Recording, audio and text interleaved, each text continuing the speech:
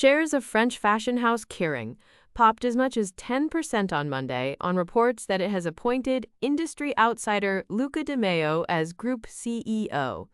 It comes as the owner of beleaguered brands Gucci and Saint Laurent embarks on the latest phase of its turnaround effort.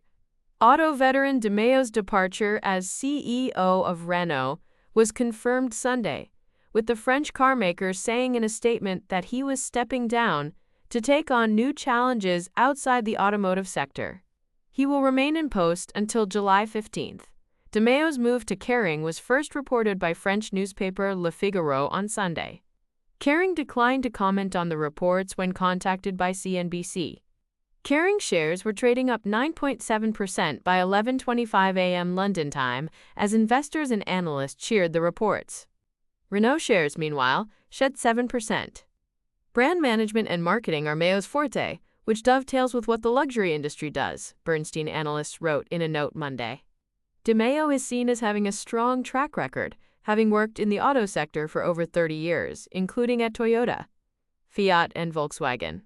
The Italian is largely credited with Renault's turnaround during his 5 years at the helm, with shares up over 90% over the period. The challenges facing the luxury sector nevertheless loom large, with Kering among the biggest laggards as shoppers have fallen out of love with its star Gucci label. Kering shares have shed over 60% in the last 2 years, sparked by a series of profit warnings and designer changes at Gucci. Kering's current CEO and chairman François-Henri Pinault, a member of the family that controls the group, has held the top jobs for 2 decades, but is actively working on his succession, according to Reuters, citing sources. Pinault reportedly intends to split the roles of chair and CEO, according to the sources. It was unclear whether he will remain chair. Thomas Chauvet, senior equity analyst at Citi, commended de Meo's turnaround of Renault, including his embrace of technological innovation and the brand's elevation. However, he noted that the challenges of the prospective new role would be significant.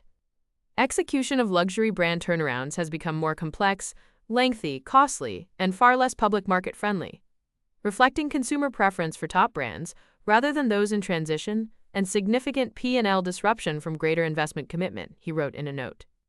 There is still a considerable amount of work ahead at Gucci and Saint Laurent to rejuvenate both brands and generate a steady stream of revenue and cash flow for the group, which, if achieved, could result in significant multiple re-rating, he added. In April, Kering posted a worse-than-expected 14% year-on-year decline in first-quarter sales and pointed to macroeconomic headwinds ahead. Sales at Gucci, which make up nearly half of group revenues, led losses, falling 25% on a comparable basis. Gucci, in particular, has suffered several consecutive quarters of weak sales as its designs have fallen out of favor with shoppers, while its high exposure to the Chinese consumer has seen it hard hit by a recent downturn in the once lucrative Asian market. In a bid to revive the ailing brand's fortunes, Kering in March appointed Demna Gvasalia as Gucci's new artistic director, joining internally from smaller label Balenciaga.